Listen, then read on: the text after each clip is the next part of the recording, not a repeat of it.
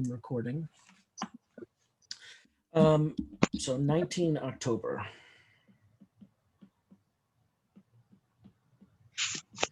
So can anybody tell us what we talked about last time? Either verbalize it or throw it into chat. Can you repeat the question? Yeah, can anybody tell us what we talked about last time? We talked about velocity and acceleration. Yeah.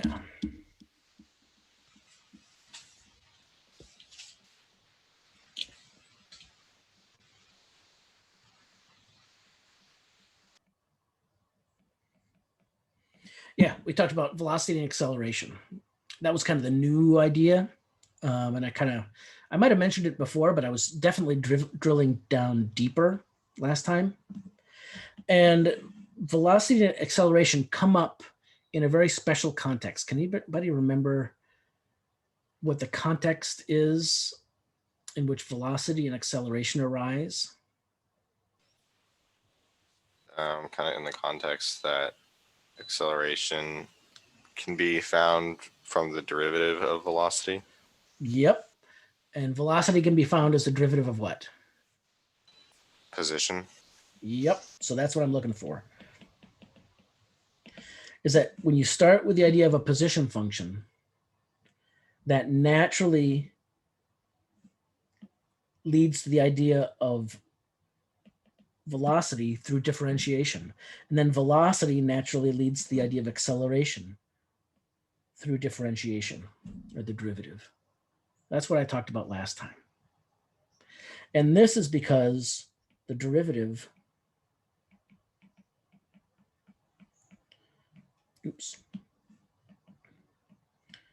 gives us the instantaneous rate of change.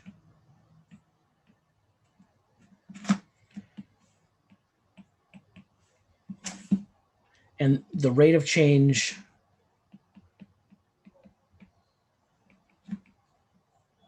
of position is velocity. And one clue to that is by doing what they call it a unit analysis. Okay. If you forget this, then if you do a unit analysis, that will remind you, that will reveal it. So let me be clear about what that means. If t is a unit of time, and that's your independent variable, and s of t gives a unit of distance, or the values have a unit of distance, then delta s over delta of t, the unit on that is unit of time, no, unit of distance per unit of time, like meters per second or miles per hour. Right? And that's the clue that delta s over delta t, which in the limit gives you ds dt, that's the clue that the derivative is a velocity. And then if you write v of t is has a unit of velocity, which is a unit of distance over a unit of time, then dv dt, which is approximately equal to delta v over delta t, and delta v over delta t, its unit is a unit of distance over a unit of time squared. And that's what a unit of acceleration looks like. So for example, the acceleration due to gravity is 9.8 meters per second squared, or 32 feet per second squared.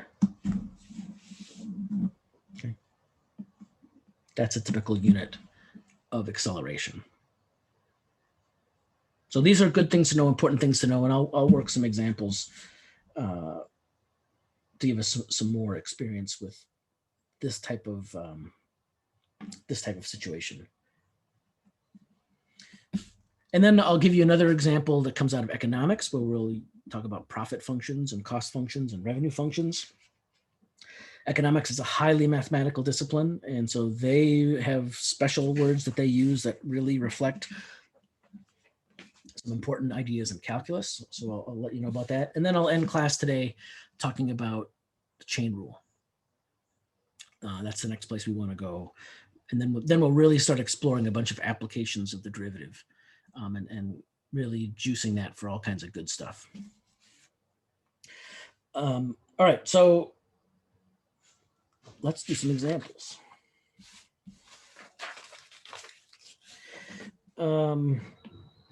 So before I launch into an example, one of the ideas that'll be common to these position word problems that I give you is this idea that we have an object moving on a straight line.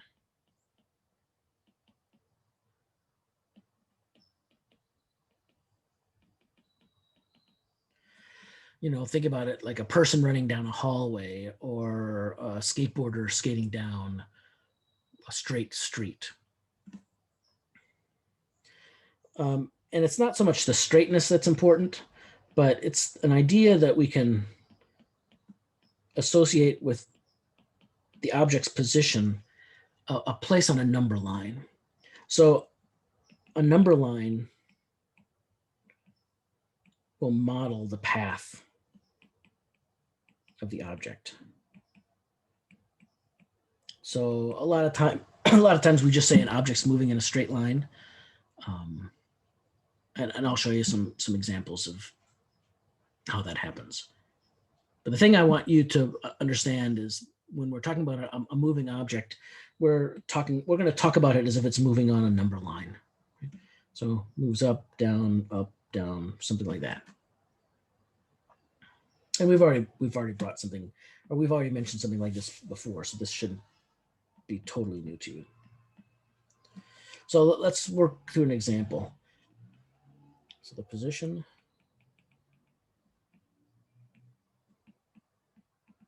of an object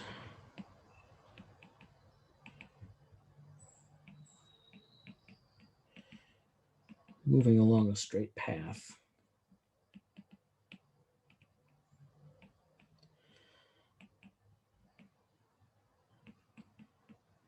is given by the equation S of t is 1/3 t cubed minus 11/2 t squared plus 28t plus 4.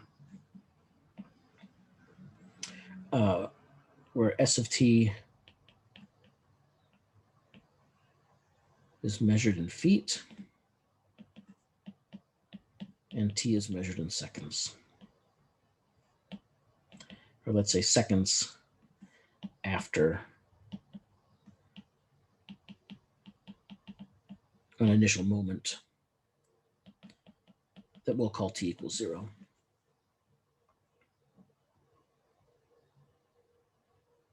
So here are some examples of questions we can ask about the situation we can use to analyze it. The natural question, the first natural one is, given what we're talking about, is what is the object's velocity? Oops.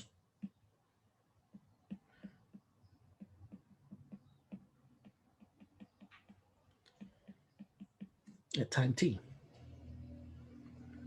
So that's a straightforward calculus question. I mean, as long as you understand that if you take a position function, you get a velocity function by differentiating. Okay.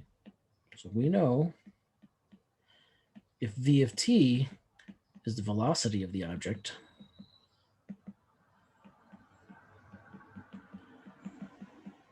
at time t, then v of t is the derivative of my position function.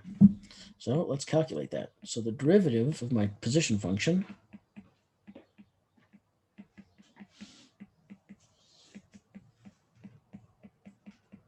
I can write that. And now we'll use the sum rule. We've got 4 summands here, so we'll take the derivative of each of these separately. And a bunch of these terms have a constant multiple, so we'll use that. rule 2, and we've got a power function there. So the derivative of my first term is 1/3 times 3t squared. The derivative of my second term is 11/2 times 2t. Third term is 28 times 1. And my fourth term, I get 0. So I can simplify this as t squared minus 11t plus 28. And that's my derivative function.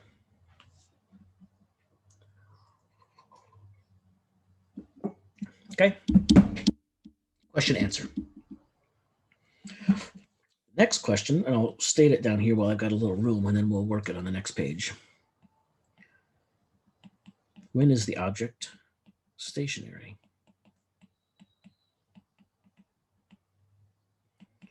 And by that, I mean stopped. So think about that. How would you determine when the object is stationary?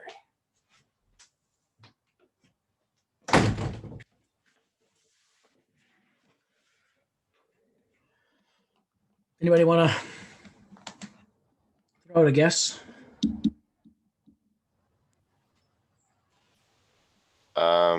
We just use the derivative that we just found for velocity and find when that equals 0. Yeah.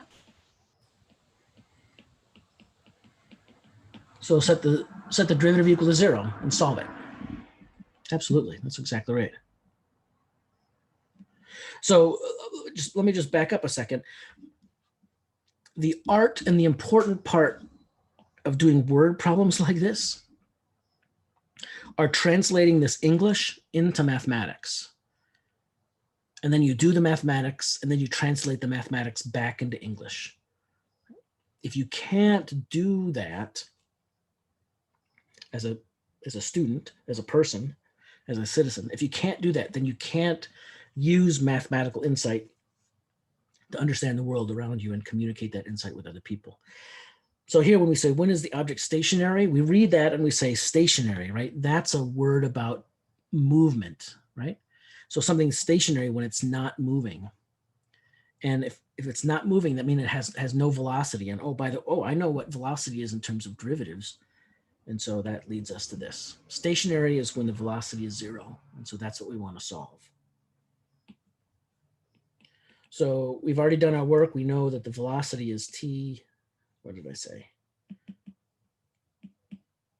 T squared minus 11t plus 28. So there's 2 ways that you could solve. I mean, there's multiple ways you could solve this. Can somebody give me one way a person could solve this? Throw it into chat or vocalize it.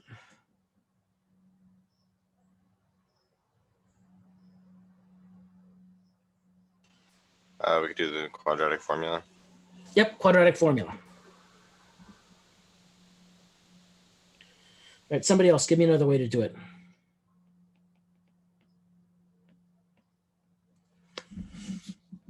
Anybody else? Somebody different? I don't know what it's called, but it's when you put the two, when you like split it up. So it'd be like t plus or minus something times t plus or minus something. Oh yeah. So can somebody help Joseph and yeah, Gabby put it into the chat. Factoring. Yeah, we could factor it, right?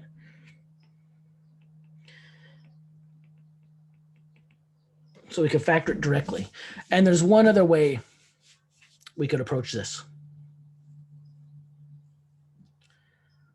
Anybody have an idea? One other way. Guesses are free. Anybody want to take a guess?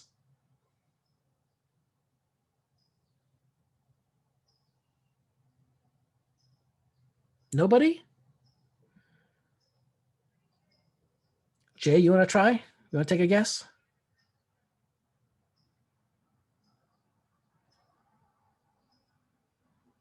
All right, Gabby stuck her neck out.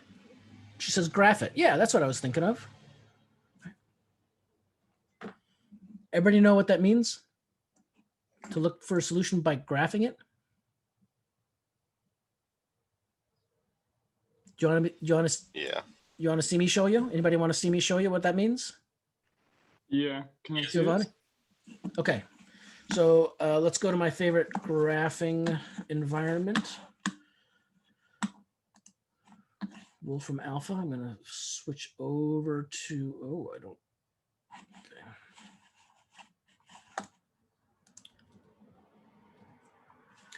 I'm going to switch over to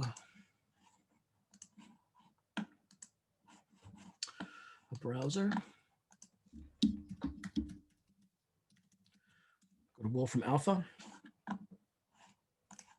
What do I want to know? I want to look at a graph. So I want to plot this function. So I believe it was t squared minus 11 times t plus 28.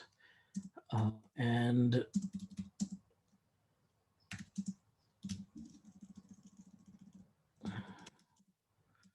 from t equals minus 10 to t equals 10. So I'm just totally guessing about the inputs. I don't know if this is a good place to graph it or not, but it doesn't cost me anything to try. And so I'm going to pick kind of what I think is kind of a big interval. I can always zoom in later if I think there's value in doing that. So look, that looks like the function I wanted it to plot. This is the interval I wanted to plot it on. All right, and so there's the graph. Oh yeah, sure, of course. It's a quadratic, so the graph looks like a parabola, and it's got a positive leading coefficient, so it's opening up. And I'm interested where it crosses the x-axis. So clearly my interval is too big, and I want to zoom in. And it looks like if I zoomed in here, maybe from 3 up to 8, I get a better picture. So let's do that. Let's go back up here and change this from +3 to +8.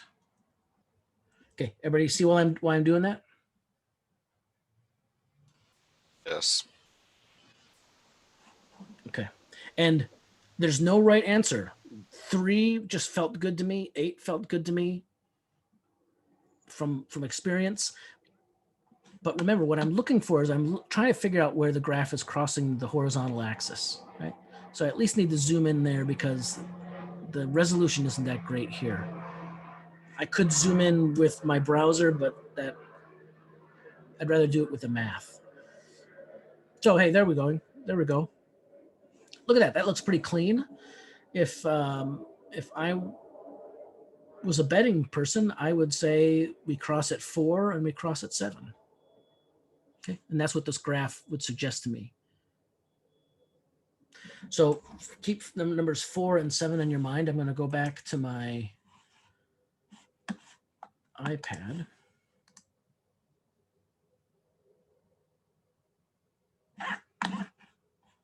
Right. Oh.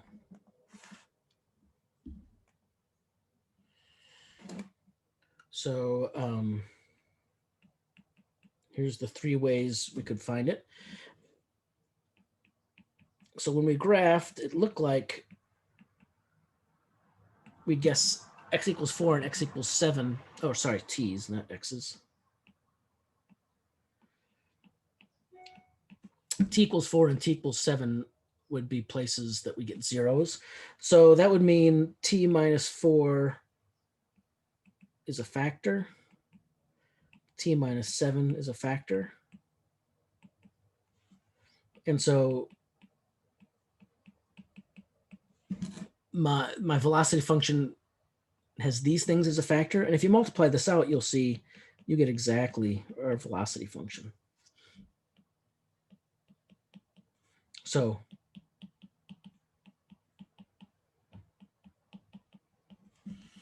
we see that our velocity function looks like this.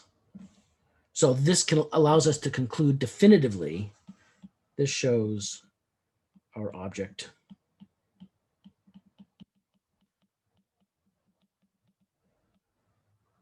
Is stationary at times t equals 4 seconds and t equals 7 seconds. Okay. If you'd used the quadratic formula, you would have gotten 4 and 7. if you would have factored this thing directly by looking and seeing that 28 is 7 times 4 and 11 is 7 plus 4, you would have gotten the same thing. In graphing gave us guesses to start with. So we guessed these, and it turns out we were right. Okay. In real life, numbers aren't going to be as nice as this, and graphing or the quadratic formula are the way that you're going to be able to do this.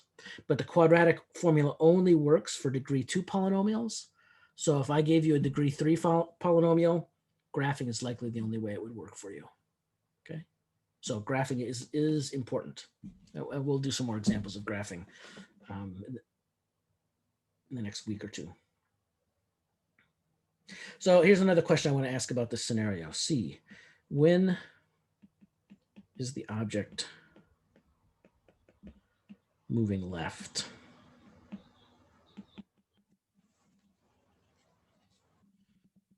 When is the object moving to the left?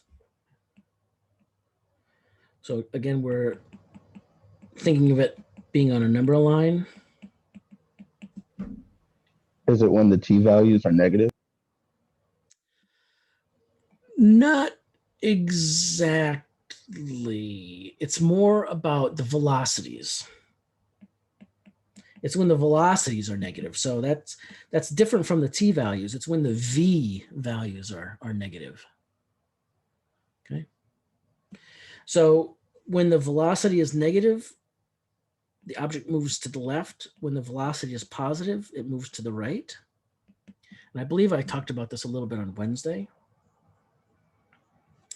These ideas come from the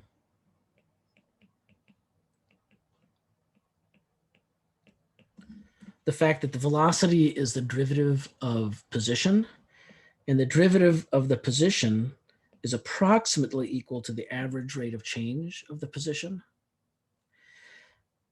So when you're asking a question about, are you moving left?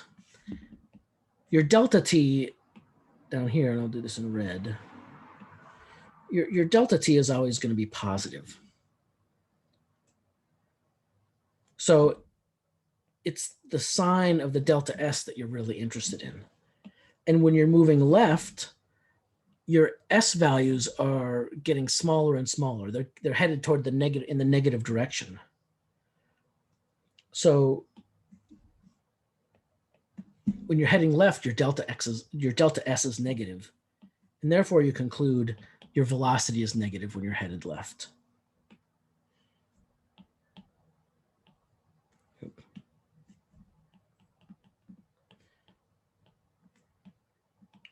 And so one thing that this teaches us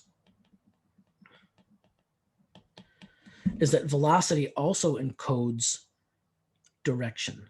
Our velocity has a sign. It could be positive or negative. And it's that sign in front of the number that tells us what direction the object is moving. If the velocity is positive, the object is moving to the right. If the sign is negative, the object is moving to the left.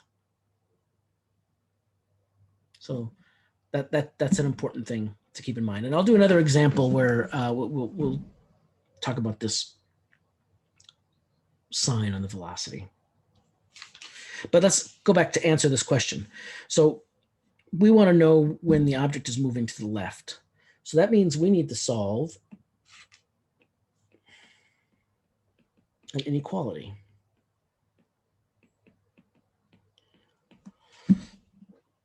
We have to solve v of t less than 0. Now, we haven't talked about solving inequalities in class at all. You probably read about it. You've probably done some of the work as you've refreshed your pre-calculus. But I want to show you the method that I prefer for solving inequalities. And I prefer this method because it helps you keep track of lots of details at the same time. And sometimes when you've got lots of details to keep track of, you lose track of some and it screws you up. And this method will help protect you against that.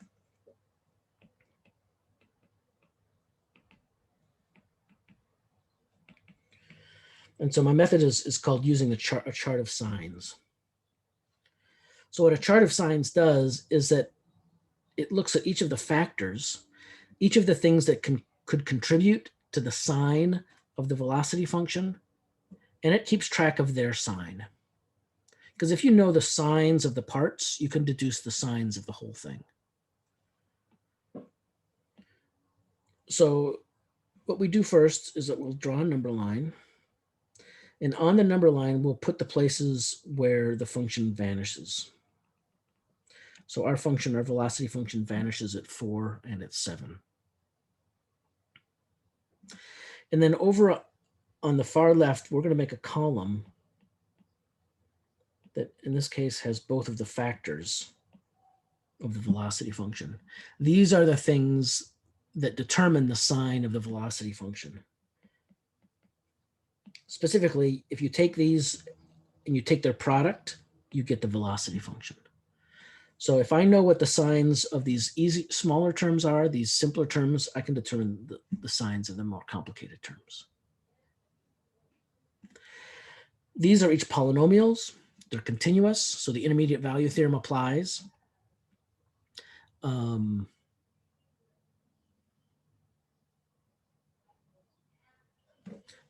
Each of these are linear functions, so they're degree 1. So each of them are only going to have 1 0. If they have any zeros, they're going to have exactly 1 0. Right? And so that means that if they change sign, they're only going to do it once.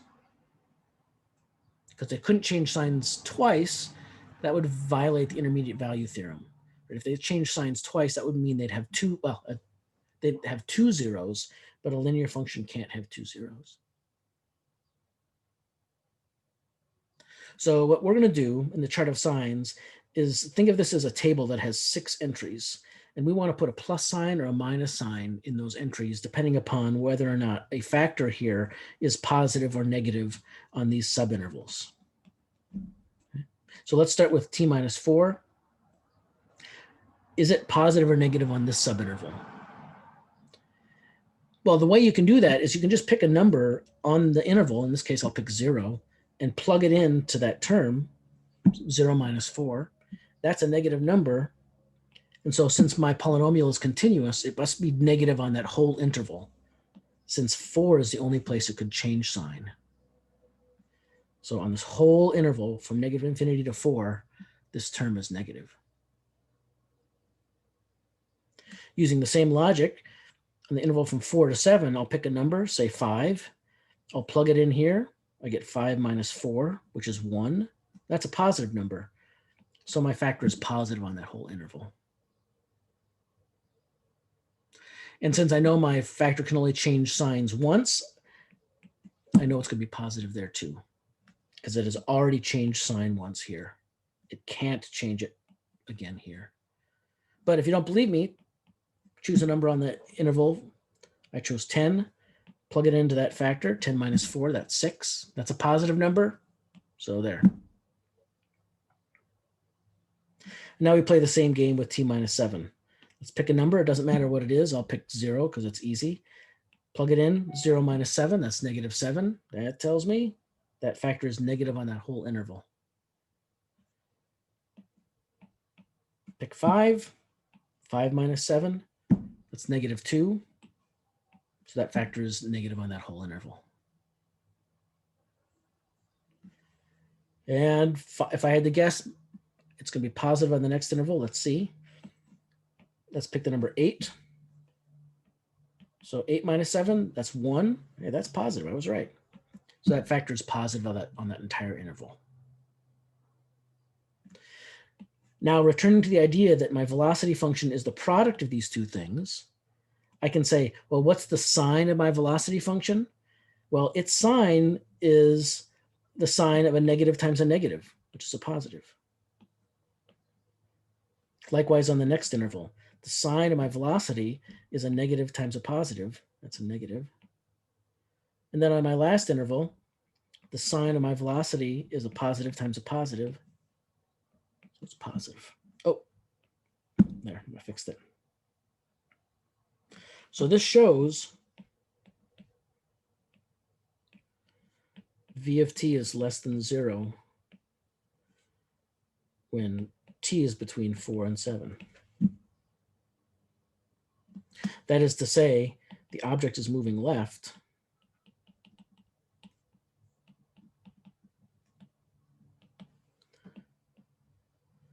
when t is in the interval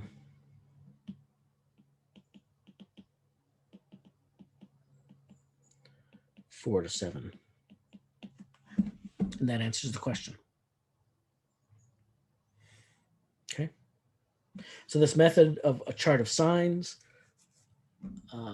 lets you keep track of all the signs using pieces of your function, factors of your function.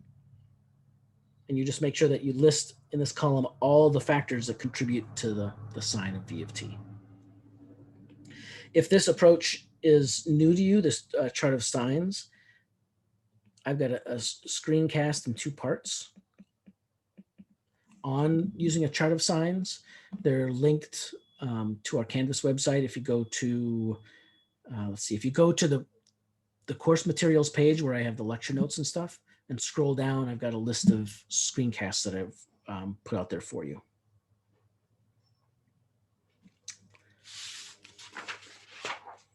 And I'll do another example like this with another problem in a second.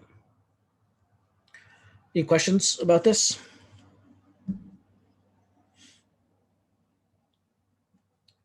The important thing that I showed in this example is the idea that velocity is a signed quantity, and the sign tells you direction. Am I moving to the left or am I moving to the right? Am I moving up the number line or am I moving down the number line? Okay, you use the sign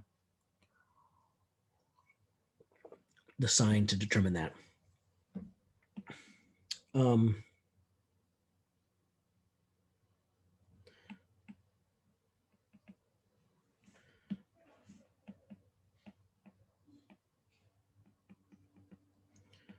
So velocity encodes direction. Speed is the absolute value of velocity. If you want to get rid of that direction encoding, we can just talk about speed, just like the speedometer on your the dashboard of your car. The speedometer doesn't tell you what direction you're going. The speedometer just gives you speed. Okay, and so in the context of calculus, if I ask for, or somebody asks for a speed of an object, just look at the absolute value of the derivative, and that should give you what you want.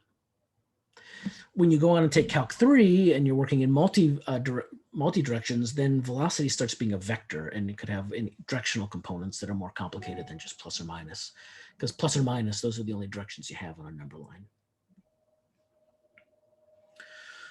All right, let's start another example here before we take a break.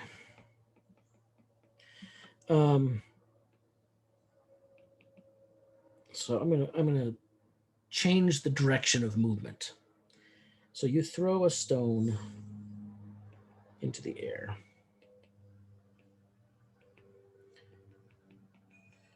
Its height in meters at time t, where t is the seconds after you throw it,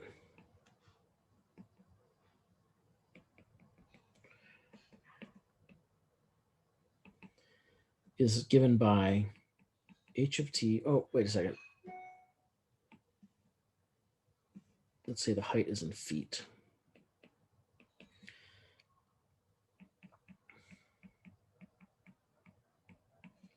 So the height is given by this function. So the question I want to ask, and Giovanni, I see you threw something in the chat. I'll get to that in a second. How high does the stone go? What's the highest the stone gets after you throw it? So Giovanni, you asked in the chat, so there can only be a change of signs once. So let me go back to the previous problem. The velocity function changes signs twice. It changes signs once at 4 and once at 7. So a velocity function could change signs any number of times. But the way the chart of signs approach works is that I decompose my velocity into two simpler functions. In this case, it's a product of two simpler functions. And I analyze these two functions separately. Since my velocity is the product of these two simpler functions, I can conclude that the signs of these two simpler functions can tell me this, the sign of my velocity function.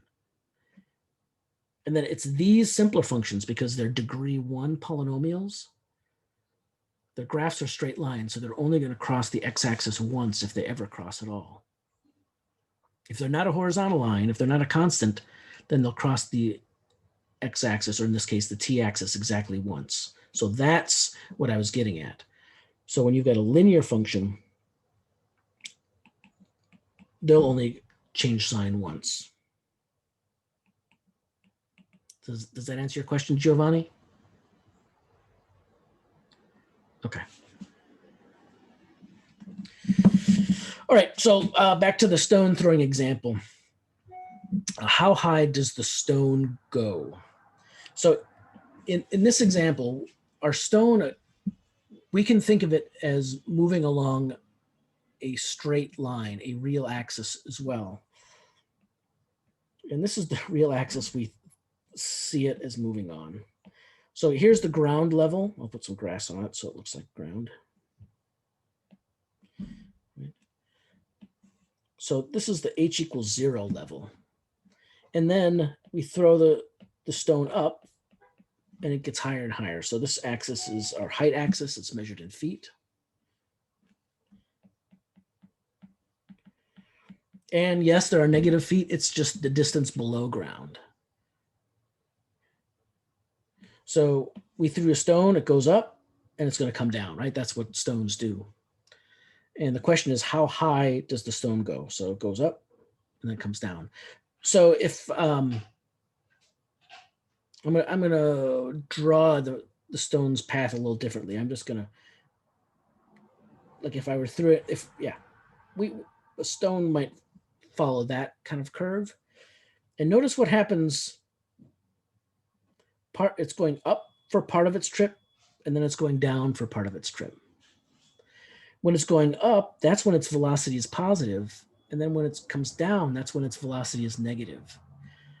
So the moment between the velocity being positive and the velocity being negative, for that instant, right here, the velocity is 0. So the key idea is the velocity the stone will reach its highest point when its velocity is 0. If I took this a step further and we just sketched out that a path of the stone,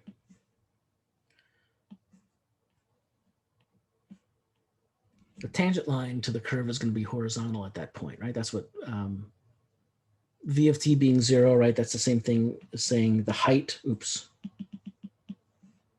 derivative of the height of my stone is 0. We'll talk about this idea more really soon. But we want to solve v of t equals 0. Right, so 0 equals v of t. V of t is the derivative of my position function, height. And so we get negative 16 times 2t plus 20 times 1. So doing some algebra, I get that. So I'll subtract 20 from both sides and then divide both sides by 32, negative 32 that is. So I get t equals negative 20 over 32. And the negative signs cancel, divide top and bottom by 2, I get 10 over 16, so that's 5 over 8. Okay. So this tells me the stone reaches its greatest height at t equals 5/8. And what is 5/8 in a decimal?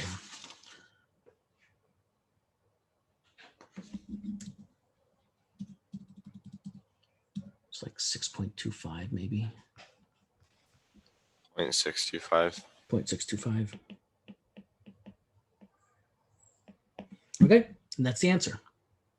It reaches its highest point after 0.625 seconds.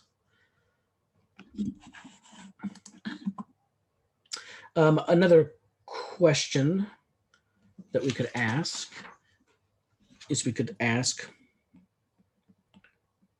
when does the, we'll put a B here, when does the stone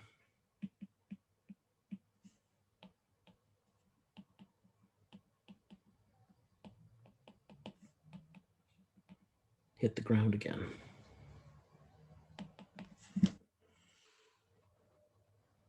Now, technically, that's not a calculus question, right? You throw it up and it comes back and it hits the ground. And assuming the ground is level, well, and I guess that works if you know you're going straight up and then back down. If the rock lands at the same place you threw it from, then you're just asking when is the height equal to 0. So let's look at that.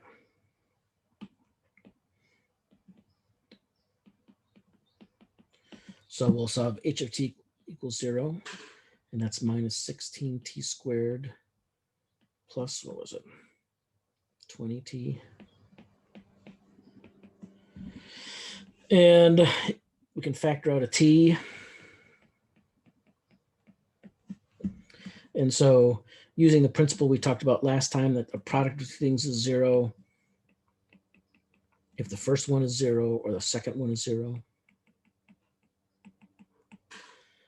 But this first one is when we threw the rock, or I threw the rock, or you threw the rock. So this other one is when it's going to be, when the rock is going to land, we think. Oh, this should be 0. So we'll start solving that. Subtract 20 from both sides, divide both sides by 16, and then negatives cancel. We get 10/8, 5/4, 1.25. So the stone hits the ground. T equals 1.25 seconds later.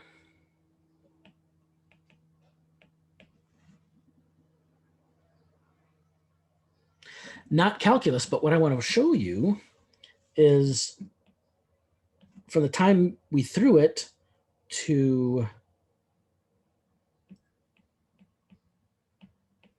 the time it reached its height. I guess let's write that in reduced form.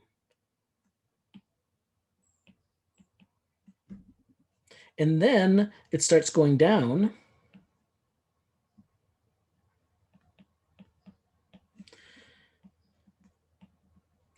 These two intervals of time are the same. It takes the same amount of time to go up as it does to come down, right? And that's because, of course, the symmetry in a parabola.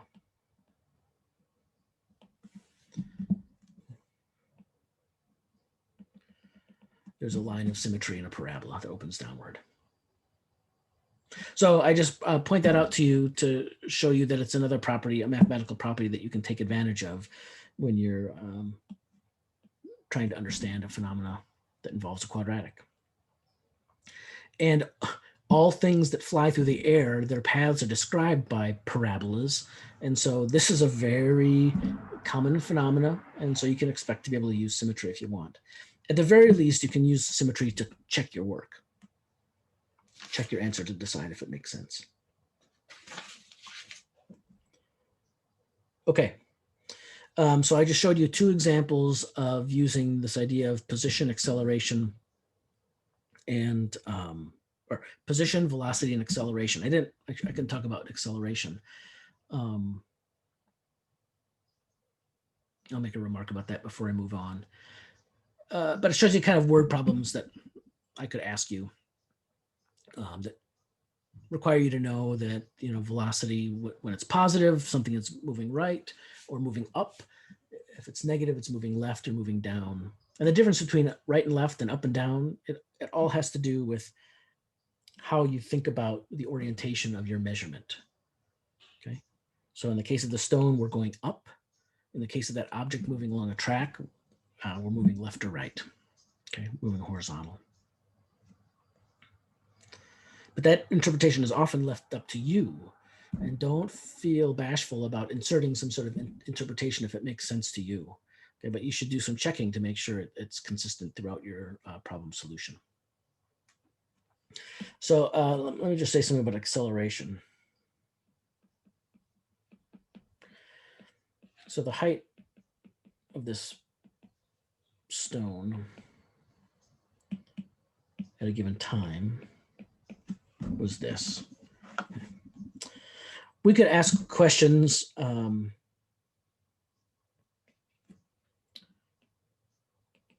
What's the stone's initial velocity? So that's asking what's v of 0? What's its velocity at time 0? So v of t is h prime of t. We've already computed this to be minus 32t plus 20. So v of 0 is minus 32 times 0 plus 20 is 20. And remembering that our units are feet and seconds, we know the unit on v of 0 is feet per second. That's unit velocity. So the velocity that my rock has when it leaves my hand or your hand is 20 feet per second. And notice that the number 20 is positive, so that reinforces the idea that the rock is indeed going up.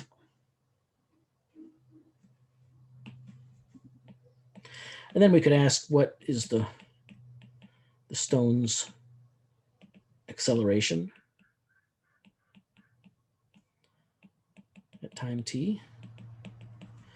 Well, the acceleration function is the derivative of the velocity function. And the velocity function we calculated to be minus 32t plus 20. So using our rules of differentiation, the derivative of minus 32t plus 20 is minus 32 times 1 plus 0. And that simplifies it, minus 32. And the unit on that is feet per second squared. And so what you can see here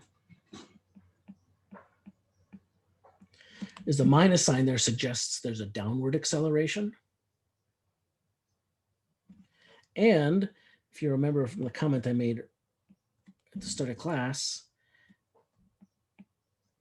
this is exactly the acceleration due to gravity on Earth. Okay, so this wasn't just a made up term. It reflects the idea that gravity is working on that stone. And it's trying to pull it down at a rate of 32 feet per second squared. Okay, so that's how acceleration might fit into these problems. Oh, it's 10:57. We're 7 minutes over, past break time. Let me ask you if you've got any questions before we break.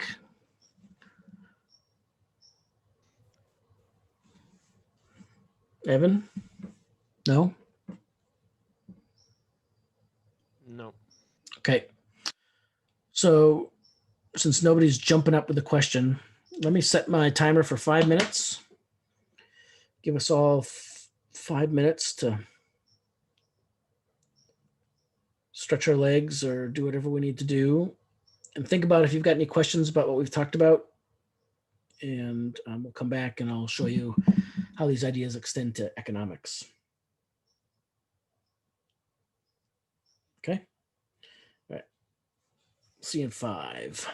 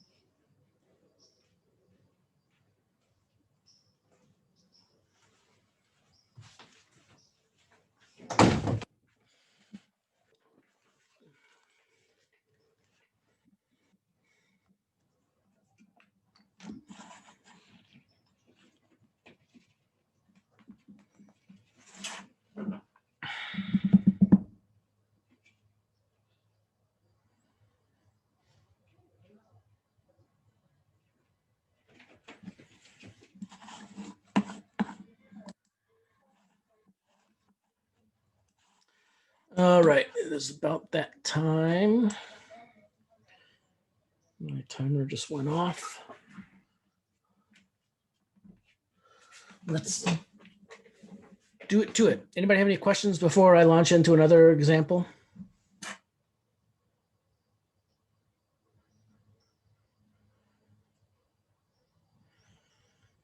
Giovanni, you've got questions about the screencasts?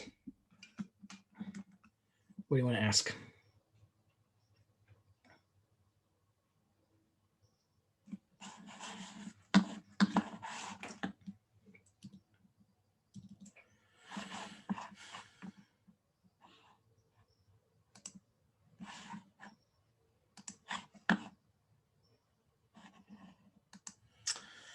Do you need to know the proofs or just what the proofs give you? That's a good question. I will not ask you to come up with the proofs on your own. So that's number one. I expect you to understand all the steps of the proofs that I shared with you. There's nothing about any one of the steps that should be beyond your comprehension. So I'm talking while I'm clicking through a browser, just to show you that here's the link to course materials. And down at the bottom is a link of all the screencasts. And these are all screencasts that I have asked you to watch. The most recent ones are these four at the end. One screencast is about why the absolute value function is not differentiable. One is about the fact that differentiability, if a function is differentiable at a point, it must be continuous at that point. And then here's the two screencasts that Giovanni's asking about, the product rule and its proof, and the quotient rule and its proof. These two screencasts walk you through the proof of the product rule and the quotient rule. And each of those proofs has a little trick in it.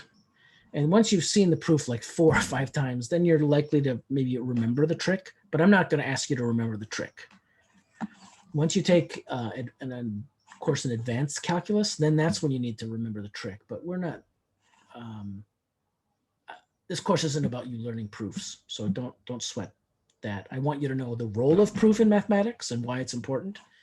And I want you to be able to prove some things, but you don't have to worry about memorizing the proof. But I want you to be able to understand every step. Okay, does that answer your question, Giovanni? All right, I see a thumbs up. I'll take that to be a yes. Switching back to sharing my iPad. Anybody else have any questions or comments?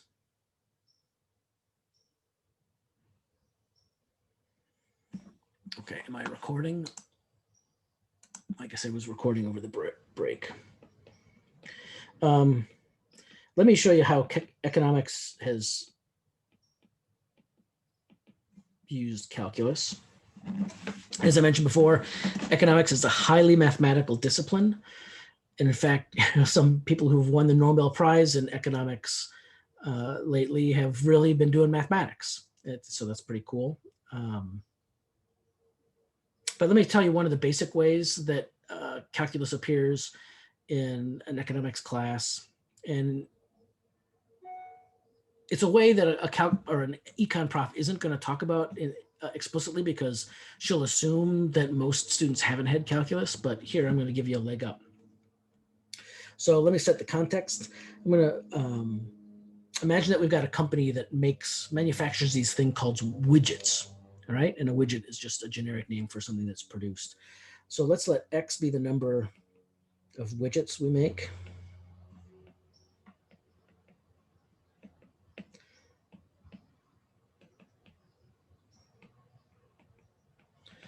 Then we can define some functions that are associated to the number of widgets a company makes.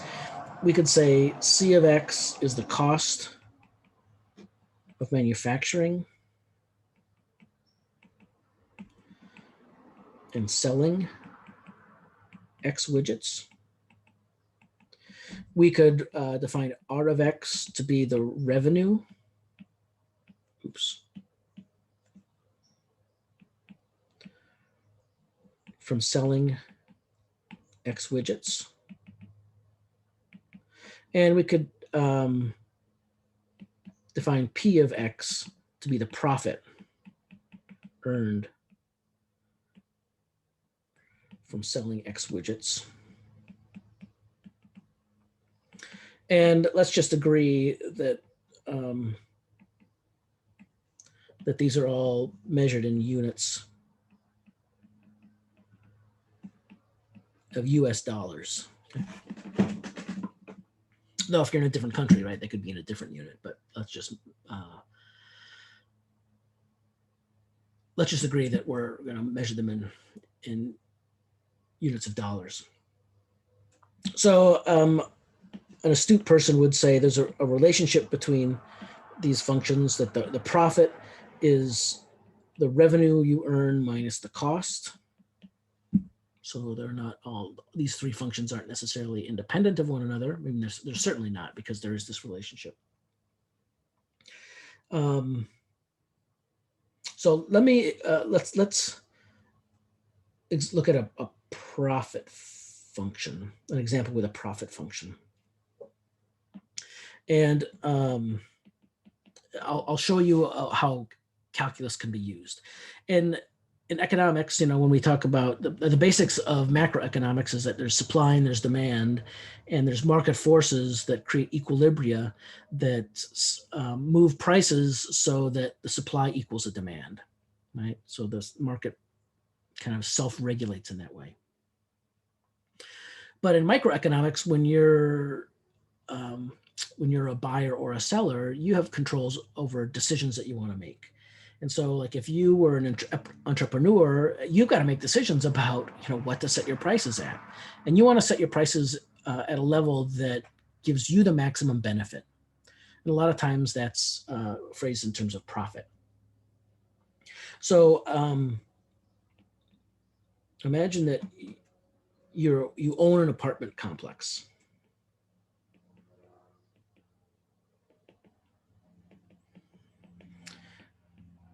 And it has 250 units in it for rental. If your manager rents X apartments, the property generates a profit. Let me put a line down here just so we don't get confused. A profit that's given by this function, minus 8x squared plus 3200x minus 80,000. Okay. And that's in US dollars. So there's a couple of questions that an economist might want to ask, or you might want to ask as an owner. Like one exploratory comment or question might be, how many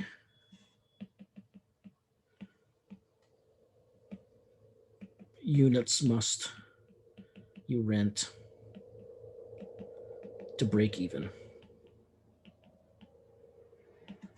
Okay, that is, your break even point is where your costs and your revenue cancel out. Okay. So if your costs and your revenue cancel out, that's where your profit's zero. Nobody likes that, but that's what a break even point is. So let's answer that for this apartment complex question. And it's not a calculus question at all. It's just a warm up. So what's the break even point for this profit function? So I'm going to go to the next page. And we want to solve 0 equals p of x. But p of x is minus 8x squared plus 3200x minus 80,000. So you look at that and I ask you, well, how can you figure out what the solutions to this equation are? And you say, well, Miller, we just had that conversation. You can use the quadratic formula, you can factor, or you can do this graphically. Okay. Now, I would argue that those coefficients are too big where you can't really factor. You can't really look at this and factor. Maybe you're better than I am, which would be, I'd admit that, and you could figure out how to factor it. But I think you'll see in a minute that that's not really possible. So graphing and using the quadratic equation are the two ways you could do it. I'm going to go with the quadratic equation, but you could verify this using a graph. So the quadratic equation would say the solutions to this equation up here look like x equals negative 3200 plus or minus 3200 squared minus 4 times minus 8 times 80,000 all over 2 times negative 8. And then if you plugged and chug this in a calculator of your choosing, you'd get these numbers, 373.2051 or 26.79494.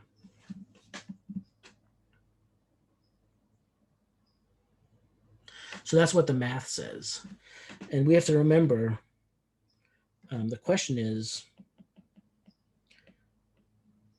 how many units must we rent to break even?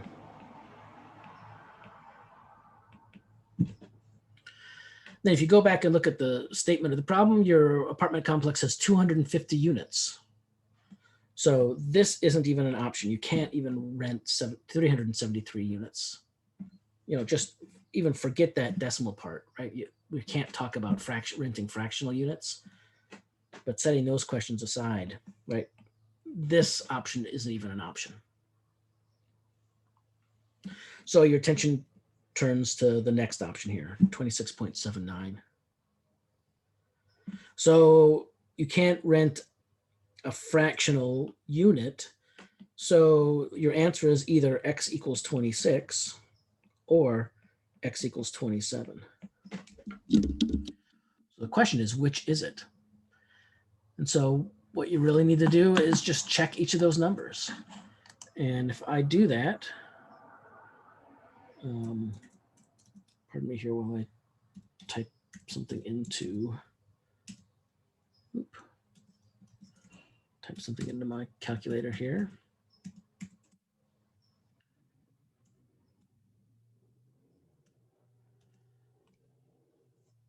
If I plug in 26 into my profit function, I get negative 2,208. But if I plug in 27, I get 568. So which one of these numbers are you going to choose? Well, 26, you're definitely not breaking even. 27, you're making it, you're kind of in the green or in the black. Okay. So I think in this case, we say we lose money. Oh, let me.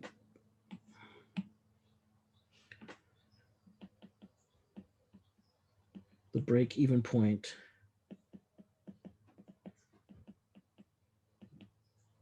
is between 26 and 27 units.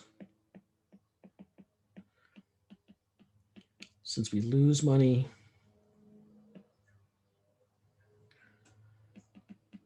if we rent only 26 units, we take X equals 27 units as our answer.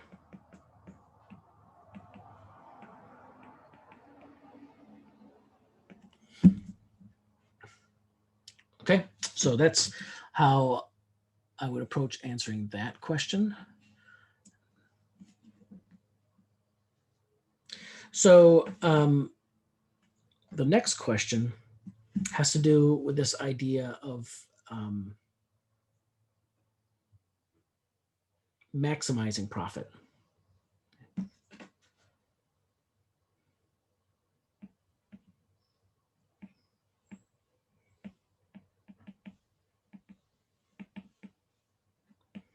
So I'm going to go on a little tangent here, and I'll do it in another color so it pops out in the notes. This raises the economical concept of marginal profit. Okay. So what an economist would say is what you want to do is you want to look at the profit gained by renting one more apartment.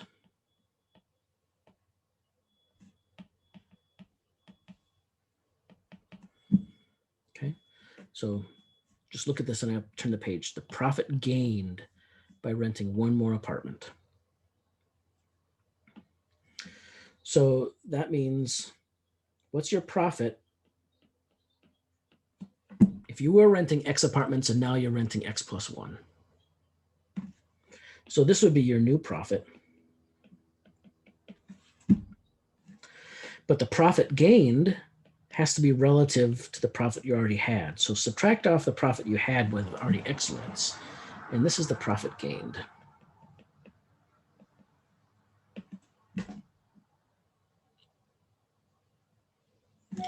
And so what a economist calls marginal profit is this.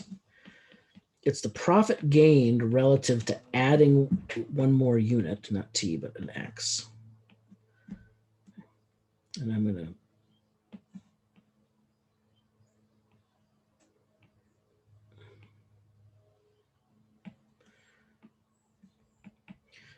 and this is the formula.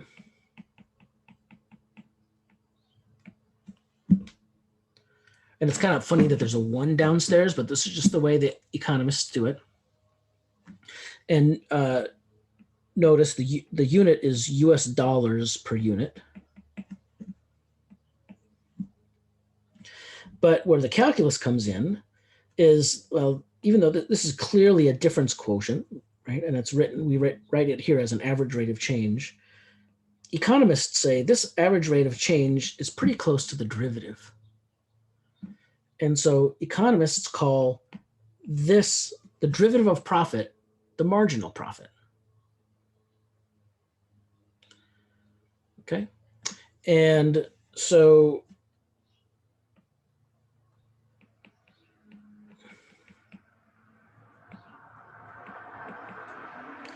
and with this idea that profit, if it's going up, then it goes down. Somewhere here it turns from going up to going down, and that's where the marginal profit is 0. So an economist will say, if you want to maximize your profit, look for places where the marginal profit is 0. So we want to solve it this way. 0 equals p prime of x. And I'm mixing x's and t's all over the place here. So let's fix that. That should be an x. And this should be an x. And let's make that a better looking x. So our profit function was minus 8x squared plus 3200x minus 80,000. So continuing that, or that derivative is minus 16x plus 3200. So 0 equals minus 16x plus 3200. Subtracting 3200 from both sides and then dividing by negative 16 gives me my x. So that means x, in this case, is 200.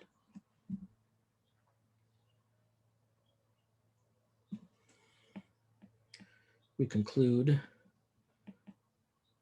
that our profit is maximized when we rent 200 units.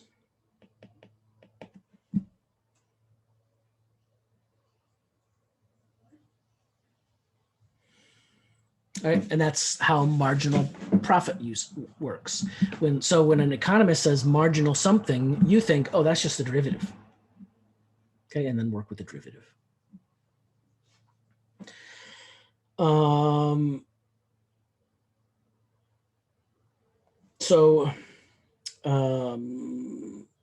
Let me just make a couple notes. In this case, the profit function, keep using t. The profit function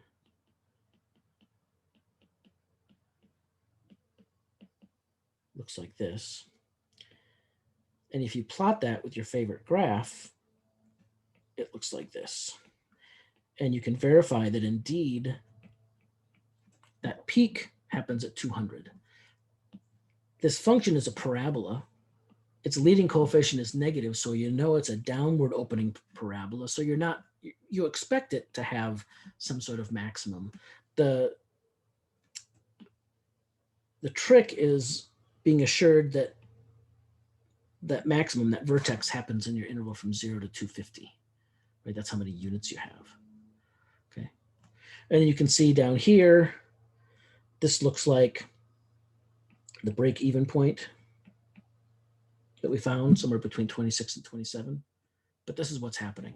And you can see that as you increase the number of units you rent, your profit initially is going up, and then you get past the point and the profit starts going down. Okay. And so it's that turning point that we found. This point right here is where P prime is 0. Where the marginal profit is 0, that's where we expected that turning to happen. Okay, so that's another application of derivatives as a rate of change, and in this case, it's an application to economics. Any questions about that?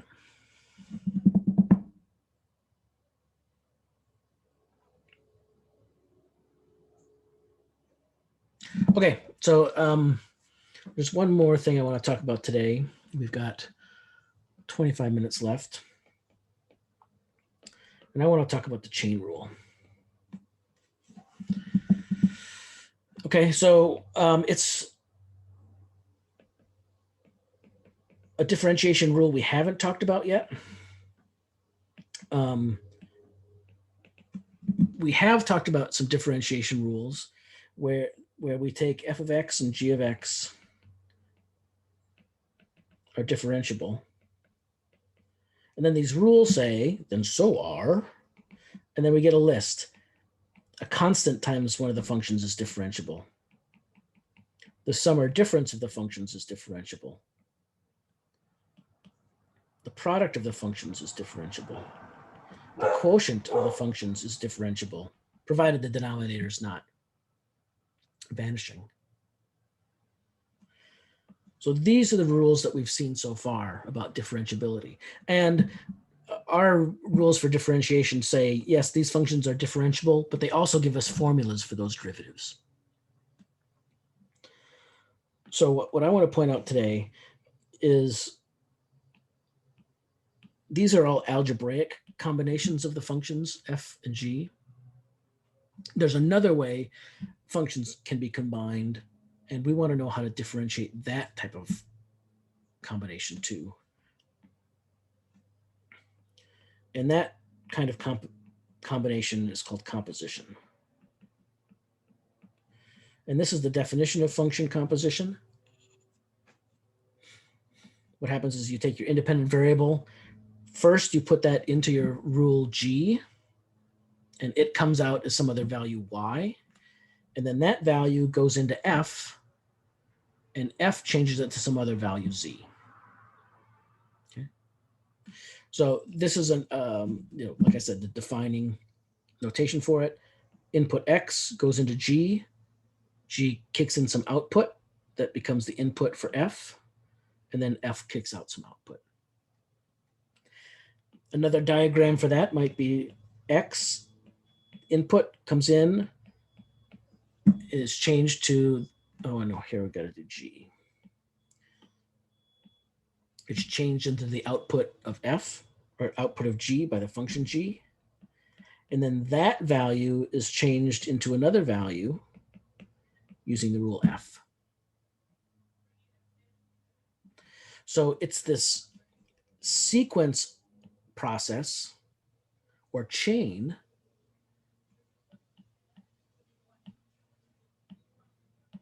that gives the chain rule its name.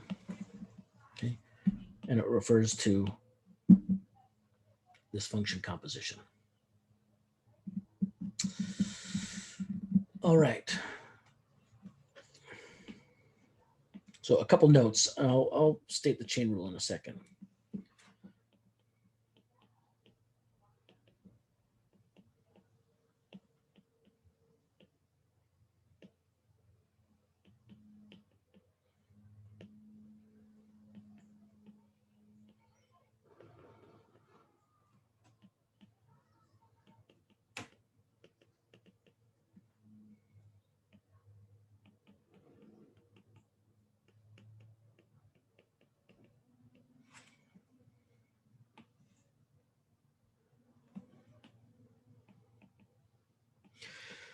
So my first comment here concerns a prerequisite to even being able to do the chain rule.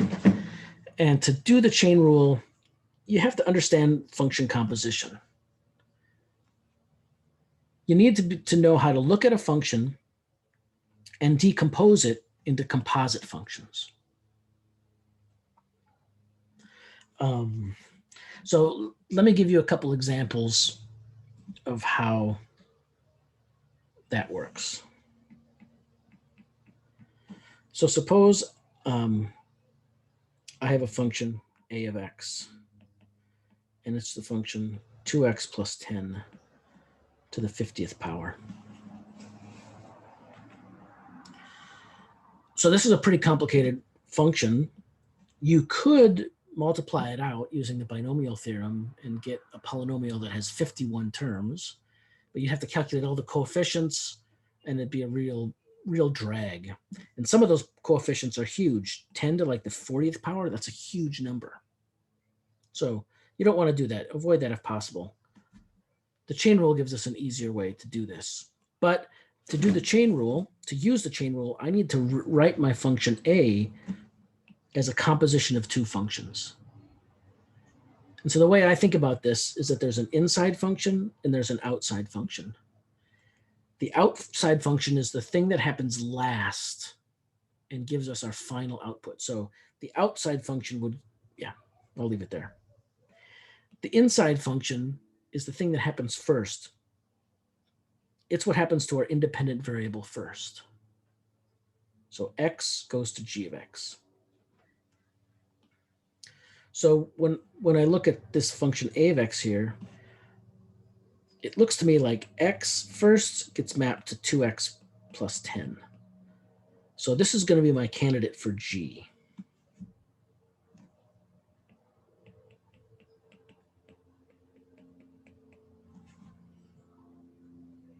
And then once x gets transformed into 2x plus 10, it looks like my rule here takes that number and exponentiates it. And then my function's done. So this exponentiation is the last thing that happens. It's the outside function. So the exponentiation is taking a value handed to it and raising it to the 50th power. So my function f of y is y to the 50th. So my first function takes x and maps it to 2x plus 1. And my last function takes that and exponentiates it to the 50th power. So here's a little diagram that shows my two functions is set up in a chain. It's a chain of functions. But let's just double check this. So g of x, I said, was 2x plus 10. F of y is y to the 50th power. So let's just verify. F composed with g of x is indeed our a of x.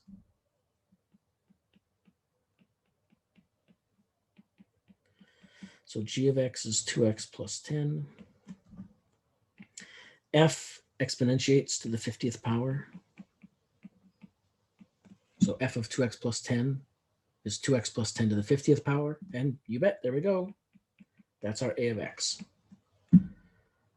So this is how we take a complicated function and decompose it into two simpler functions whose composition is the complex function.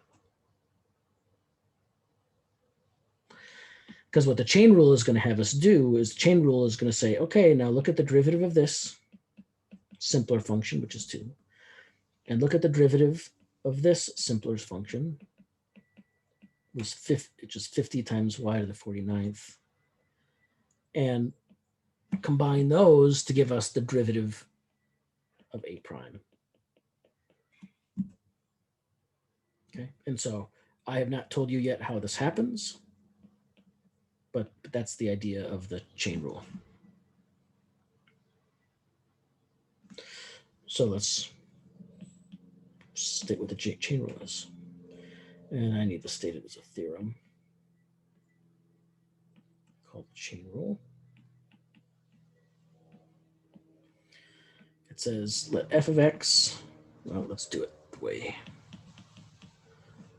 Let g of x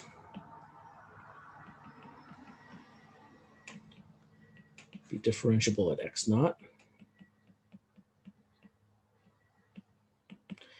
And let f of y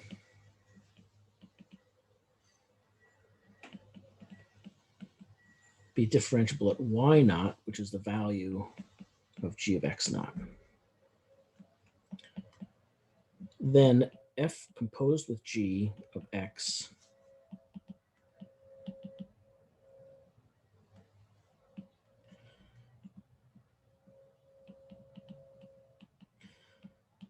is differentiable at x naught. And so continuing up here, the derivative of f composed with g at x naught is f prime of y naught times g prime at x naught. And just to rewrite that slightly, that's f prime of g of x naught times g prime of x naught.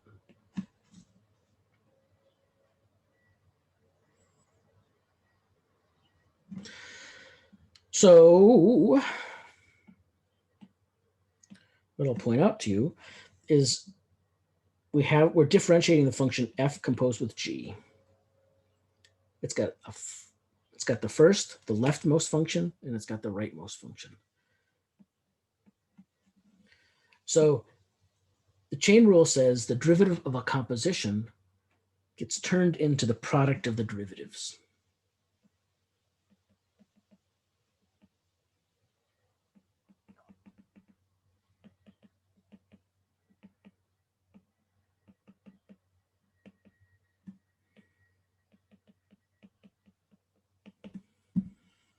Okay, so that's pretty cool. The derivative of a composition is the product of the derivatives.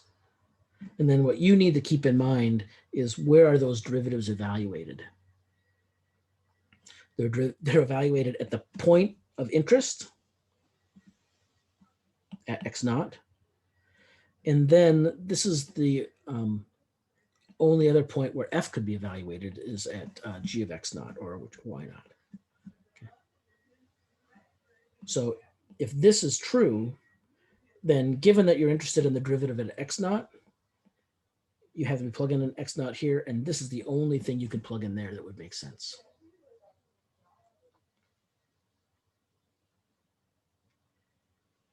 So let's go back to this example we were working on here, and I'm going to start on a new page.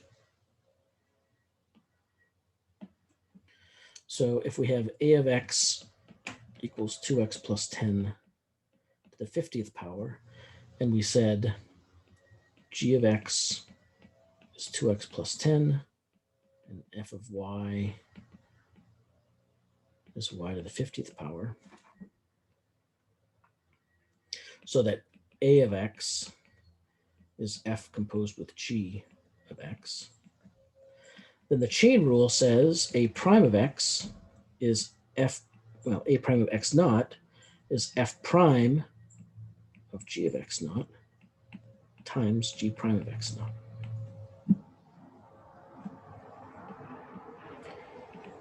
And what's f prime? F prime is 50y to the 49th power, and g prime is 2.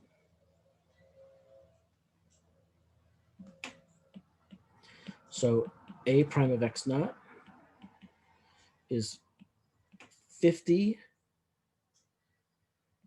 times g of x naught all to the 49th power times 2. And in this case, g of x naught is 2x naught plus 10. And then we can simplify that by putting that 50 and that 2 together. And there we go. That's using the chain rule.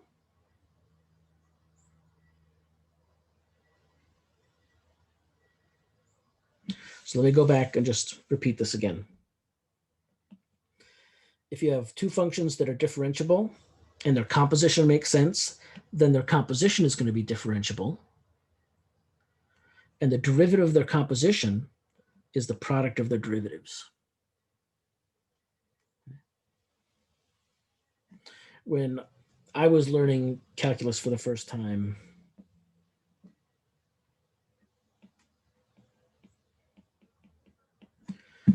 I thought of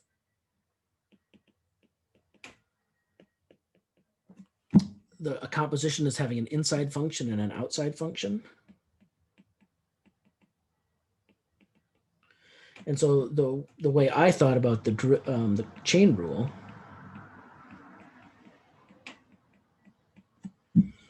is that the derivative of a composition is the derivative of the outside function at the inside function times the derivative of the inside function. I had these mnemonics that I would keep repeating to myself whenever I wanted to use a rule that would help me remember what the rule was. And for me, it was inside and outside.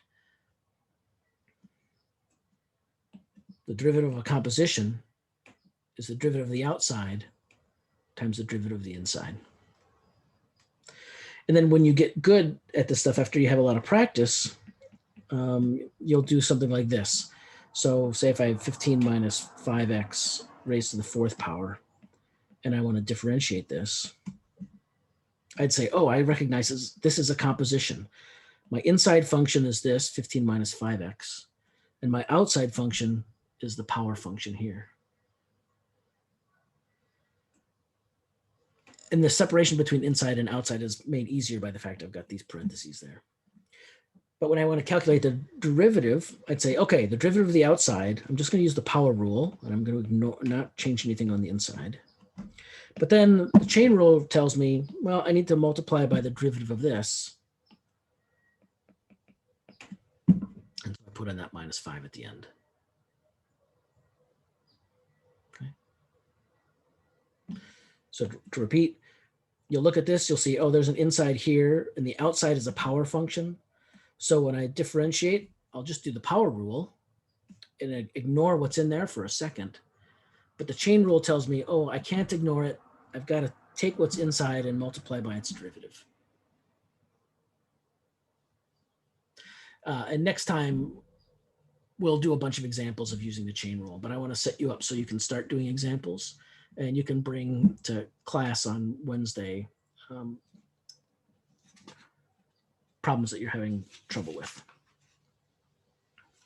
The last thing I want to leave you with is to show you something that demonstrates a relationship between the product rule and the chain rule. It might be a way to help you remember what the chain rule is. So let n be a positive counting number, like 2, 3, 8.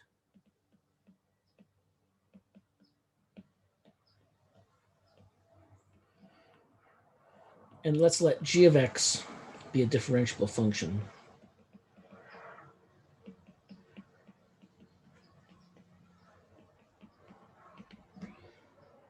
Right. Then the chain rule says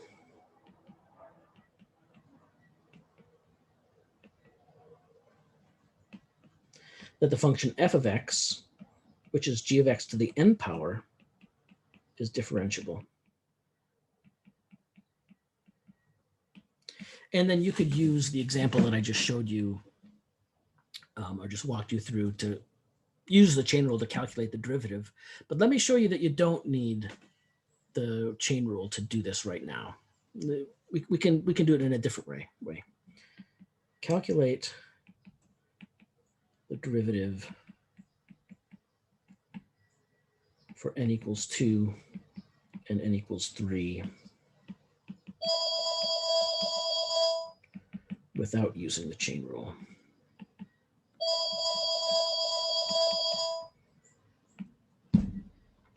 Right, and let me show you how that works. After I hang up my phone.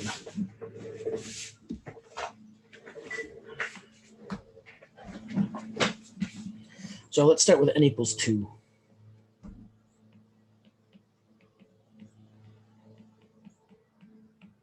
And let's calculate that derivative. Well, without using the chain rule, the only other rules I have at my disposal are those algebraic rules, but I can write g squared as g times g. And I can use the product rule. So the product rule tells me that's g prime times g plus g times g prime. Multiplication is commutative, so I can change the order of g and g prime, and you'll see these terms are exactly the same. And I end up with 2 times g of x times g prime of x. Now, if you were to go back and use the chain rule to differentiate this is exactly what you'd get. Okay, but I digress. Let's go look at the case n equals 3. So that's differentiating g cubed. So I'm going to use the product rule again, and I'm going to write this as g times g squared, reminding you that we've already computed the derivative of g squared. It's right here. And so I'll use that. So using the product rule, I get g prime of x times g of x squared plus g of x times the derivative of g of x squared. So copying my work from the previous part, the derivative of g of x squared is given by that. So I get g prime of x times g of x squared plus 2g of x g prime of x. No, hold on. Plus g of x times 2g of x, g prime of x. So let's simplify that out, leaving the first term the way it was. The second term, I can rewrite that as 2 times g of x squared, g prime of x. And wouldn't you know it? By commutativity, g prime times g prime times g squared is the same as g squared times g prime. So I've got 2 of those here and 1 of those there. And so I can rewrite this as 3g squared times g prime.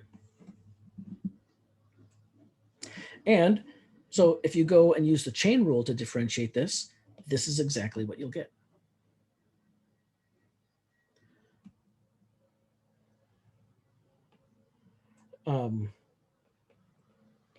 By a process called mathematical induction, which is beyond the scope of this course, so don't worry about it. It follows that if I take the derivative of g of x to the nth power, that's n times g of x to the n minus 1 times g prime of x, which is exactly what the chain rule would tell us. But we can verify the chain rule in this special case, or this special case, just by using the product rule repeatedly. Okay. So I'm going to stop there. The last word is going to be chain rule, very important. It merits lots of practice on your part. A lot of the practice is algebraic by taking a function and decomposing it into 2 or more other functions. And then the practice, once you can do that, then the practice is applying the formula for the chain rule. Nothing will take the place of practice. Do as much as you can. There's a bunch of problems, practice problems listed for you in the syllabus. And bring some that you're having problems with the class on a Wednesday. Ask them at the beginning and we'll use those to start our practice with. Otherwise, if I don't hear from anybody, I'll just pick a bunch of problems and try to work examples for you. All right, so that's it for me today. It looks like you were 2 minutes early, but that's where we are. Professor, can you move back 1 slide for a moment, please?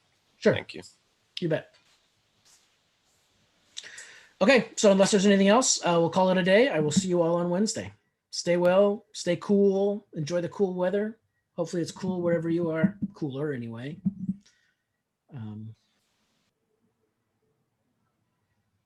Have a good day, Professor. Thanks, Cyrus. Have a good day, Professor. See you, Yanni. Thanks. See you, Andrew. Thank you, Dr. Miller. Thank you, Professor. You bet.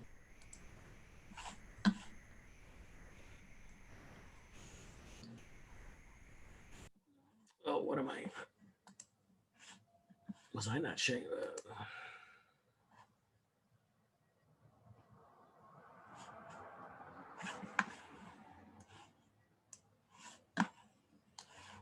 What's up, Alejandro? You still there?